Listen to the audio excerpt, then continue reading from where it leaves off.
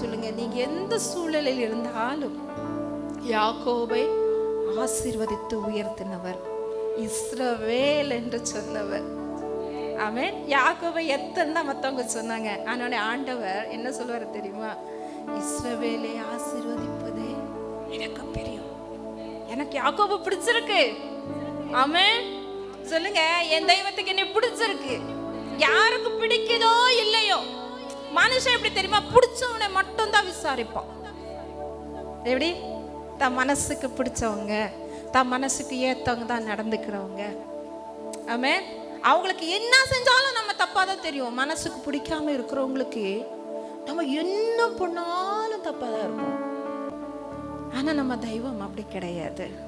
ஆமென். மனுஷன் பார்க்குற மாதிரி வெளி தோற்றத்தை பார்த்து நம்மளை டிட்டர்மைன் பண்றவங்க நம்ம தெய்வம் கிடையாது. ஆமென்.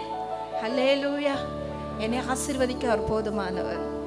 அவர் என்னை விசாரிப்பார். ஆமென். மனுஷன் பார்க்குற மாதிரி என்னை பார்க்க மாட்டார். என் தேவன் இஸ்ரவேலா பார்ப்பார். ஆமென்.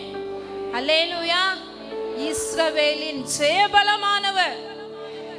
ஆமென். அவங்க இஸ்ரவேலோடு கூட தன்னை அடையாளப்படுத்திக் கொள்ள ரொம்ப பிரியப்படுவார். ஆமென். சொல்லுங்க, என் தெய்வம் என்னோடு கூட தன்னை அடையாளப்படுத்திக்கிறதுக்கு ரொம்ப விருப்பப்படுவார். ஆமென்.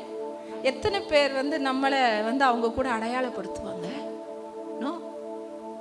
ஆமென். அவங்களுக்கு ஏத்த மாதிரி இருந்தா அவங்க கூட வச்சு நம்மளை பேசுவாங்க. ஆனா அவங்களுக்கு ஏத்த மாதிரி நம்ம இல்லைன்னா ஈஸியா நம்மளை என்ன பண்ணிடுவாங்க? கலட்டி விட்டுருவாங்க. ஆனா தெய்வம் அப்படி கிடையாது. அவர் நம்மளை விசாரிக்கிறவர்.